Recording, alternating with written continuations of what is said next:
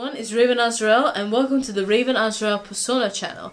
And in today's video, it's another Addressing the Hate video where I discuss the reasons behind why some people within the fandom, or whether some part of the fandom, dislike a character, and try to create more understanding and more cohesion as I address all these reasons. And hopefully everyone can understand why people like the character, why people dislike the character, and create more understanding so that there's less argument in the Persona fandom, basically. So here is the Addressing the Hate video for probably one of the most hated Persona characters, or if not the most hated Persona characters in the Persona series, Yukari Takeba. Yukari Takeba first appears in Persona 3 for the PlayStation 2. And she doesn't exactly start on the right foot.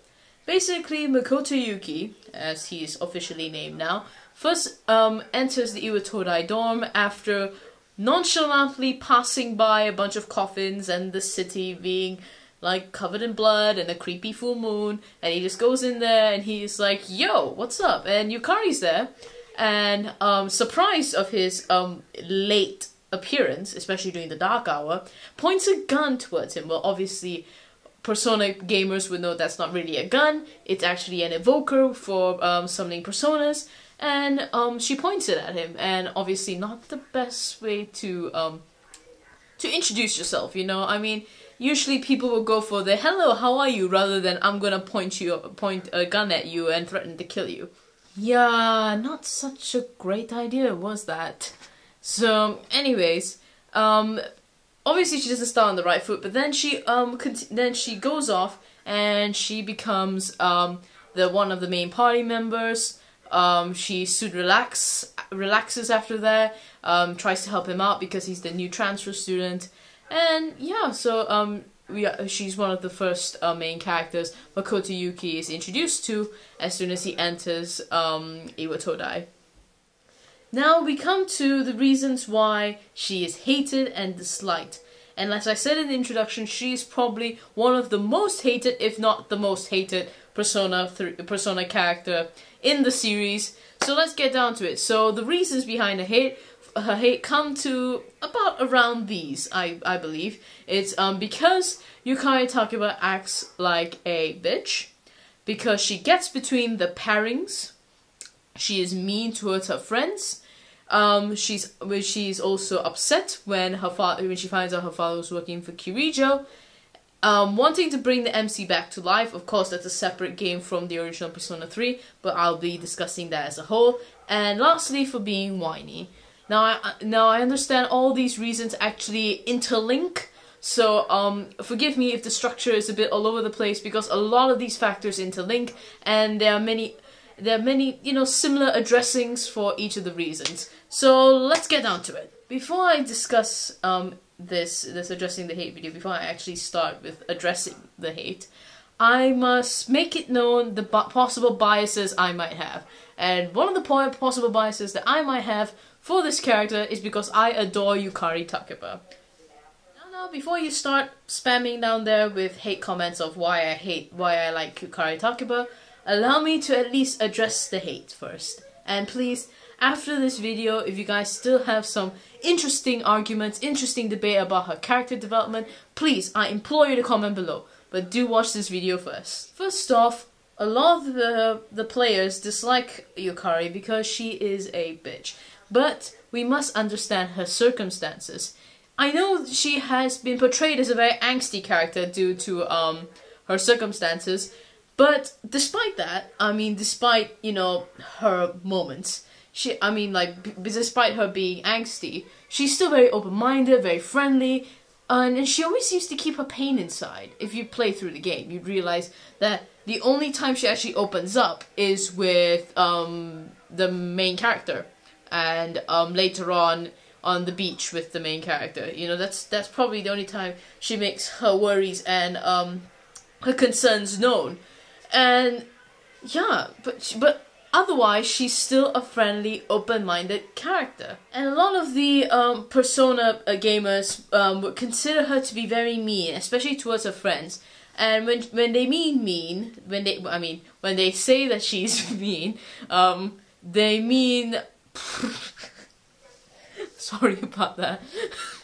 Yeah, when Persona gamers say that Yukari is being mean, they are talking about her interactions with Junpei.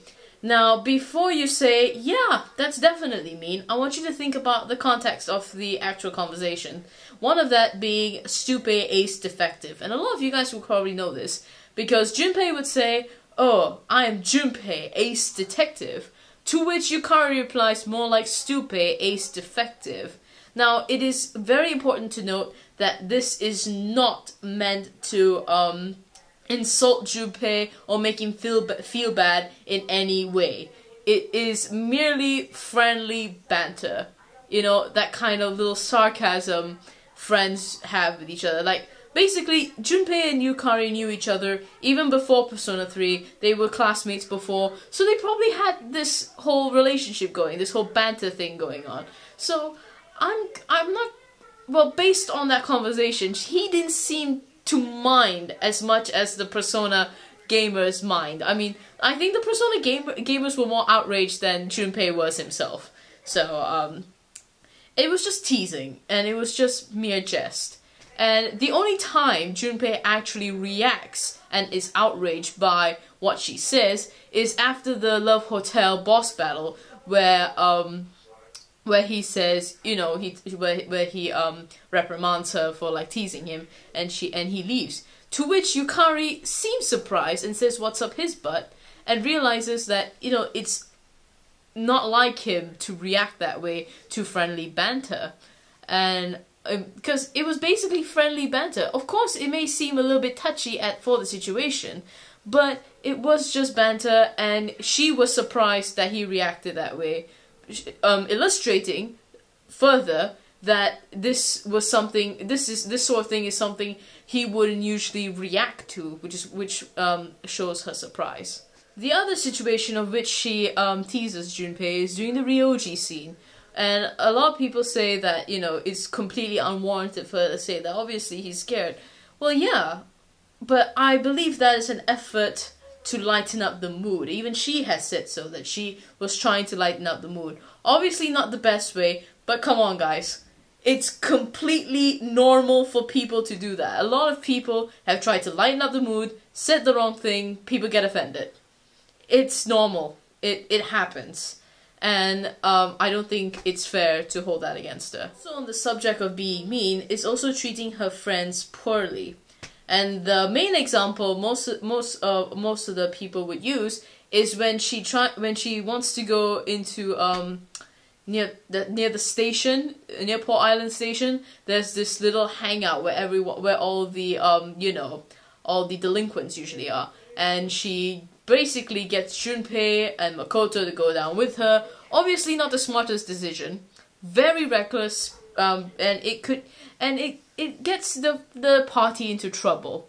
But yes, I agree that was reckless on her part. However, she was probably the only one among the three of them who was the most driven to find out what happened to Fuka.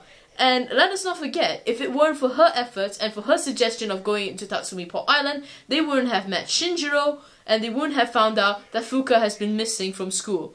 And that wouldn't have led Mitsuru to go and reprimand the teacher, and to find out from the bully that Fuka was actually locked up in gym and probably stuck in Tartarus. So basically, I'm not saying the end justifies the means. I know she's reckless, she shouldn't have done that, and I agree. That is a flaw. And and characters have flaws. And this is one of her flaws. She's really reckless, she didn't think things through. But she wasn't trying to deliberately and maliciously hurt her friends. She was just trying to get to the bottom of the investigations. When it completely went over her head, she didn't think it through.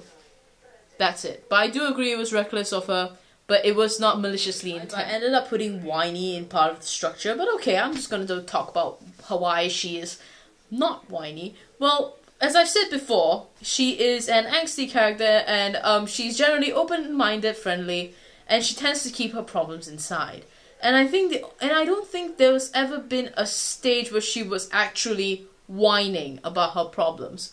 I think she's only opened up to the protagonist, Mitsuru, just a little bit, and doing the social link. And I think it's normal. I mean, when you enter a relationship with someone, be it friendship or a lover's relationship, opening up is part of it. And it's the same thing for all social links, actually. A lot of them do talk about their problems. A lot of them open up to the main character, and that shouldn't be characterized as whining.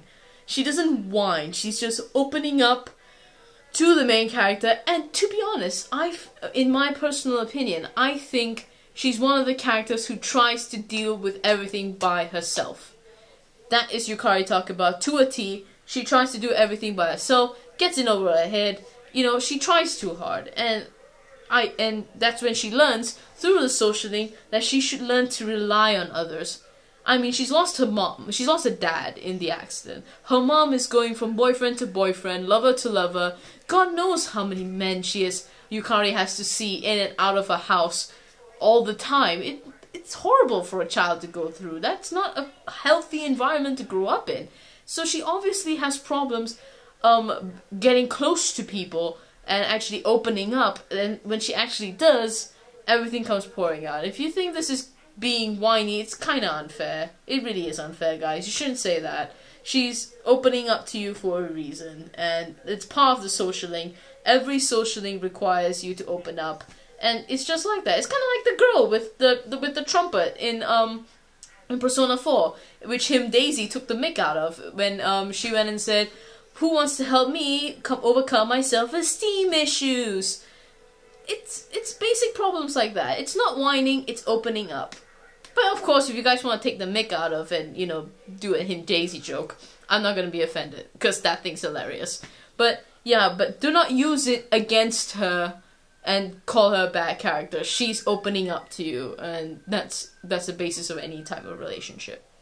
Another reason, of which I just found out in my addressing the hate for Marie in my earlier video, one of the reasons, I didn't know this till that person actually, the username's not coming back to me, I forgot to note it down, but he or she told me that, yeah, Yukari being the forced lover is also one of the reasons why she's disliked by the Persona fandom.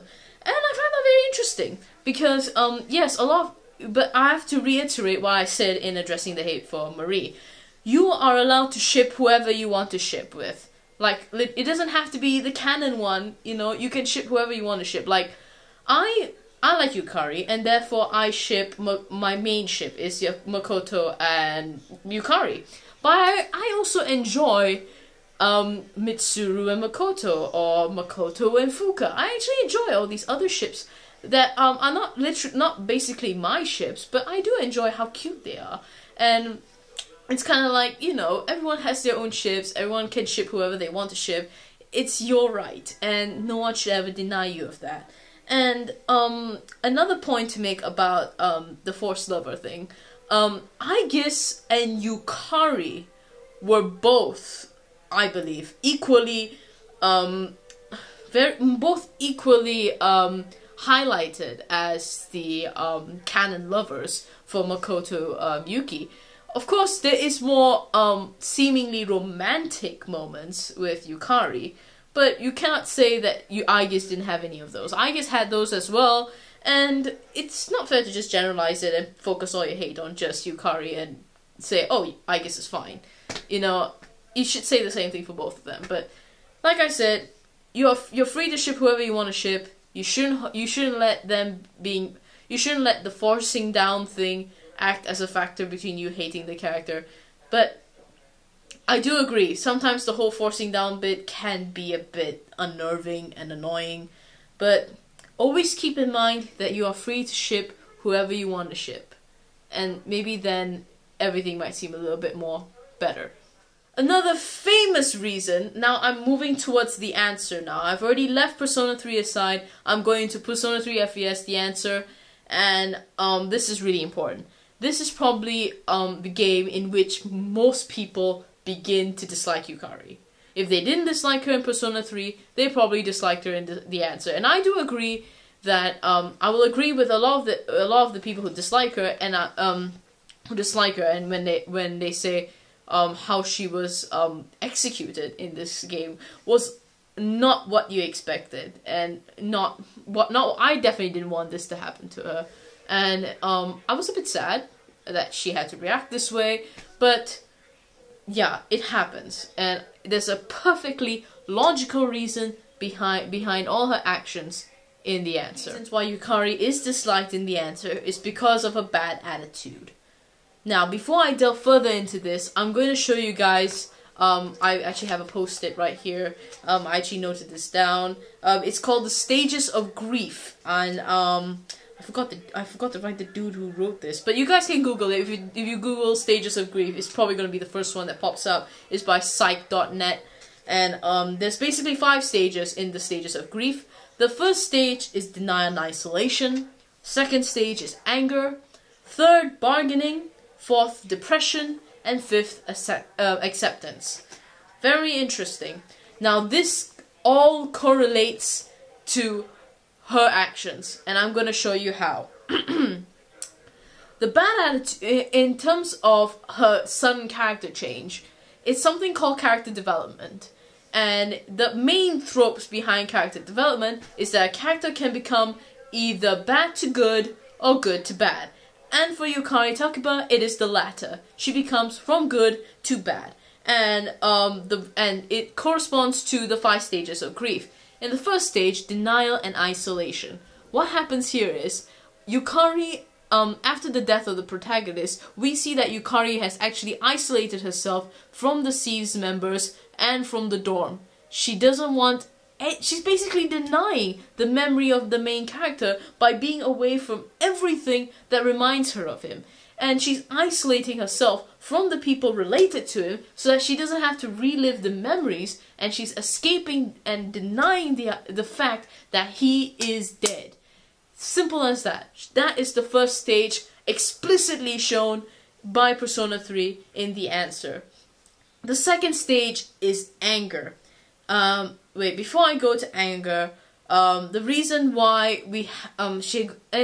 you must also keep in mind that Yukari has had tragedy after tragedy after tragedy in her life. It's really sad. I mean, I feel for her. First, her father dies in a freak accident, and these shadows come out, and then her mother probably went through a depression phase, probably affected Yukari badly. Then she goes after men, jumping from boyfriend to boyfriend. Not a healthy environment to live in whenever you see this random stranger, a man, walking in and out of your house. It's not a healthy situation for her, and her life has just been tragedy after tragedy, and then suddenly she meets a guy who breaks down all those barriers and everything that she's been through, and she's opened up to this guy, and then he dies. It's just another tragedy for her, and it's really difficult for her to bounce back from that, especially after there's so much tragedy, so much pain in that one thing. The next stage of grief is anger. Now, we all notice that Yukari becomes jealous toward Aigis, angry toward Aigis, after it's revealed that she has inherited the main character's persona, Orpheus. And that has a pretty big impact on you. I mean, she comes back, she tries to solve all this, Aigis suddenly summons Orpheus. What does that look like? And it's still raw. Her wounds are still raw. I'm not saying she is right to act in this way. She shouldn't act like this. She shouldn't be treating people like crap. She shouldn't be angry towards Aigis for that. But there is a reason behind it, and it is completely stated in the stages of grief. She is jealous. She's angry. And in that anger phase, that's when she goes into the anger phase, because not only is she reminded of the memory of Makoto, and she's angry that she has to remember that he is dead, but now she's seeing Aigis become the one who carries on his legacy kind of thing, and that doesn't bode well with her. She's like, no, that can't be. Why not me? You know? And then we come to bargaining. This is when she goes, why not me? Why Aigis? Maybe I should go and save him. Maybe I shall use this key from this whole time skip thing and use it to save him.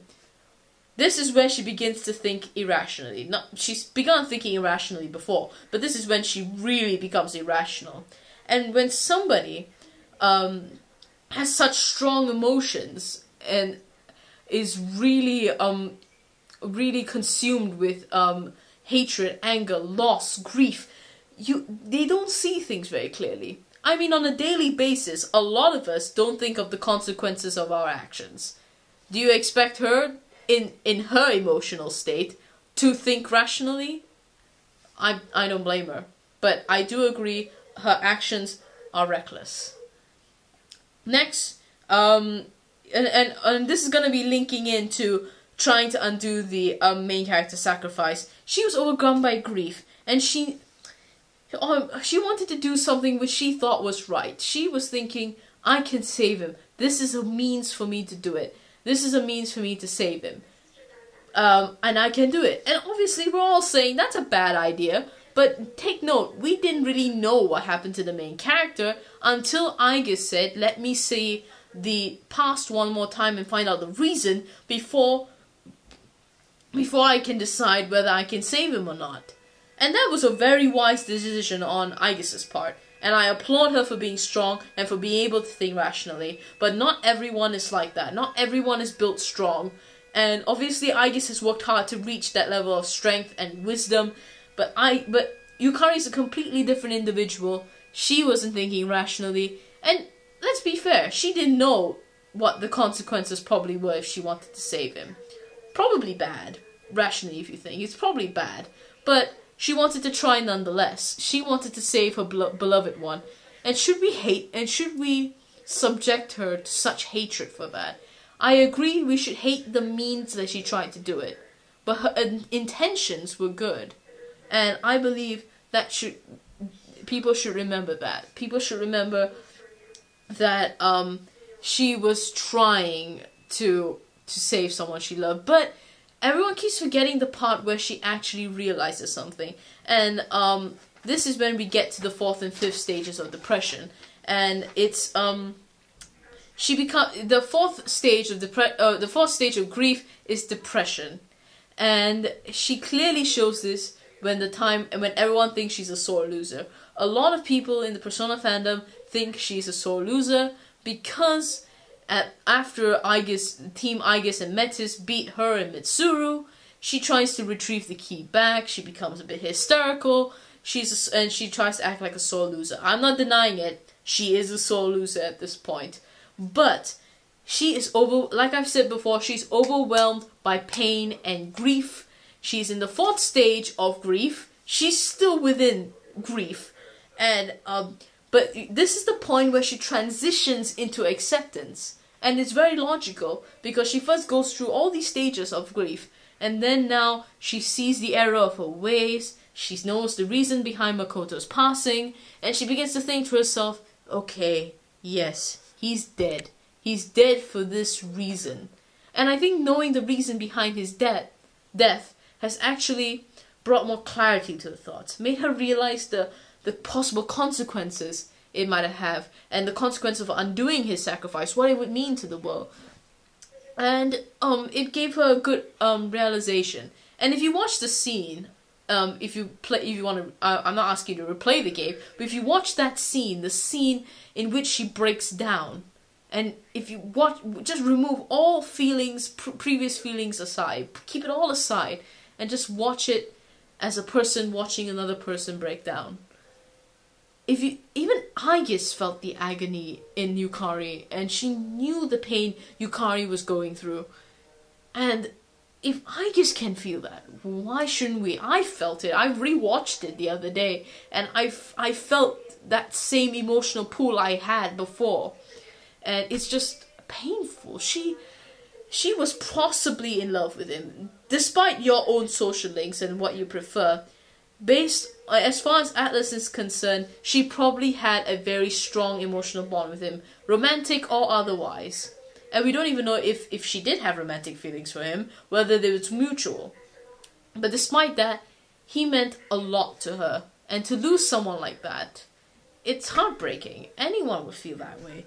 And I think it's and she's overcome by loss. She denies it. She's angry at Aigis. She begins bargaining, thinking she can save him by himself. Goes into depression when she loses, and then realizes the error in her ways, how she's actually being, you know, troublesome to everyone, and how she's being troublesome to the person she wanted to save in the first place. And I think the fact that she transitions into acceptance, that she realizes her mistakes, fights alongside Aigis, and after this all has happened, she actually opens up to Aigis and says, you know, let's be roommates. Let us work this out together. Let me make it up to you. You know? And I think that is sincere and beautiful on her part, and really kind on her part, and it's great development from her. Excellent. And yeah, and I believe, you know, hating her solely, I mean, every human being in this world has their different ways of dealing with grief. Aigis shut herself off. She wanted to become a robot. She didn't want to feel anymore. And the other, you know, SEAS members had their own ways of dealing with it as well. And Yukari began biting back. And it happens. And I think Atlas is trying to show here how everyone has their own way of dealing with grief, and we shouldn't hate on her for being an individual and for having her own ways of dealing with grief. Obviously her actions were unwarranted. She wasn't supposed to act that way. It doesn't justify her being mean to everyone and being, you know, harsh, but there is a reason behind it. Before I end this video, I'm just gonna say, you know, I just wrote a little something here, just to say Yukari is human. And Atlas has shown, I think Atlas was brilliant in showing us how different individuals are. They weren't trying to make a character, like a certain character trait that all characters would just like go for that trait. They're trying to show how every person is human and they have their own individual differences. And they weren't trying to make them fake. They were realistic when handling her. It's not always, oh, let us go and do the right thing and save the world. No. Some of them, like Yukari, are going to make mistakes, are going to want something else because of loss or grief, and everyone is prone to selfish decisions, and Atlas is showing us it's okay. Once you realize the error of your ways, you can always, you know, make amends and help yourself. And they're trying to show us how to not repeat these mistakes, how to try to think with more clarity if these things should happen to us, God forbid. But the Atlas has cleverly showed us what it's like to be human. Okay guys, so that's it for my addressing the hate video for Yukari Takeba. This is a really long one. I'm actually feeling really drained out of talking so much. But anyways, if you guys have more reasons why Yukari is disliked as a character, please leave a comment down below and let me know, because, you know, I was trying to look for reasons, but a lot of them were sort of the same. But if you guys have a different reason, comment down below so we can have a little discussion between you and I about all these arguments. And again, I'm going to say, I'm not asking you to like the characters. I'm just trying to create more cohesion, more understanding between the people who like the characters and people who dislike the characters. And if we can both, I can understand why the haters hate Yukari. And it's all about preference, really. I can understand where she's coming from. I can relate to it. You guys probably see it as, you know, she's being harsh and mean. It all boils down to interpretation. It all boils down to preferences. And you are right. You have every right to dislike this character. But I just want to create more understanding. So I hope you guys enjoyed this video, and I hope it's a bit more thought-provoking. And if you guys would like to enter a nice intellectual debate, do comment down below. Like, subscribe, because I'm going to make a lot of Persona-themed videos in the future. I received a lot of requests. My next Addressing the Hate video is for Junpei Iori. I'm surprised because I didn't expect the man to be hated, but I'm gonna go and research and find out about that. But the next video I'm probably gonna upload. It's something really interesting and really something I can just get into. It's called, it's about a discussion. Someone asked me to carry out a discussion about Naoto's sexuality, and I think that's going to be a very interesting topic to delve into. I'm going to do a lot more research during these holidays to find out and have a nice balanced argument and discussion about that. So, but if you guys have any ideas about Naruto sexuality that you guys want to raise to me, do comment down below and let me know your thoughts. And yeah, that'll be the next video that I'm probably gonna upload. So thanks guys, thank you for watching this video on Raven Azrael's Persona channel, and I look forward to seeing you on another time. Thanks guys. Hey everyone, it's Raven Azrael here again. Before you guys leave the channel, just want to let you guys know I'm going to be in MCM Comic Con on the 25th of October, and it's really exciting, and I'm really excited to go to a MCM Comic Con.